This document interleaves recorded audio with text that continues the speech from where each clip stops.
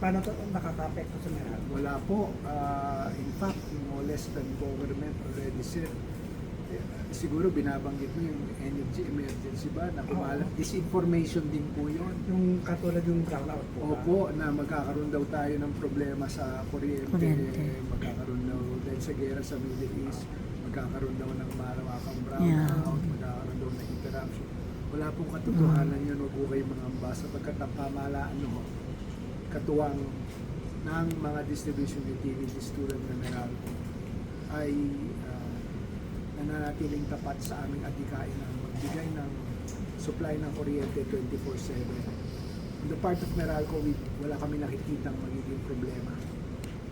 Kaya dun sa mga naglalabas ng ganyang uri ng disinformation, pakiusap ko lang ako. Meron na nga ho tayong issue sa init ng panahon. Tataas sa ating consumo. Tulungan po natin yung ating kababayan. Instead of issuing statements that may stir fear and contribute to misinformation and disinformation. May pagtulungan po tayo sa mga distribution utilities at electric cooperatives na ipaliwanag po ito sa ating mga.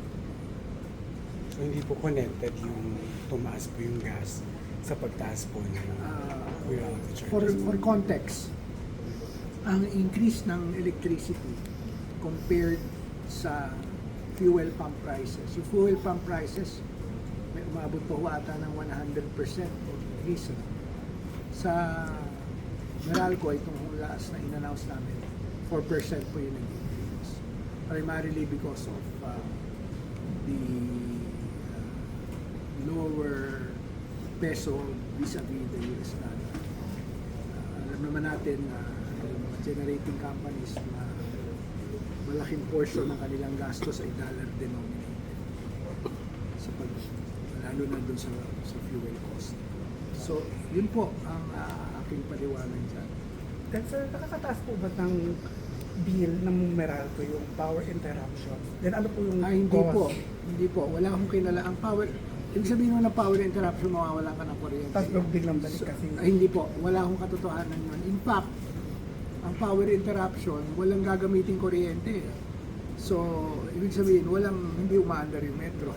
Kasi parang yung pagbalik ng kuryente, ganun din yun eh. Hindi wala akong sudden surge na tinatawag na biglang aandar yung metro. Hindi po. Calibrated po yung mga metro namin. At ang interruption ho dito sa Meralco franchise area, bihirang-bihira. Kaya nga in terms of our guaranteed service levels, nandoon ho kami sa reward as far as our performance is concerned. Wala.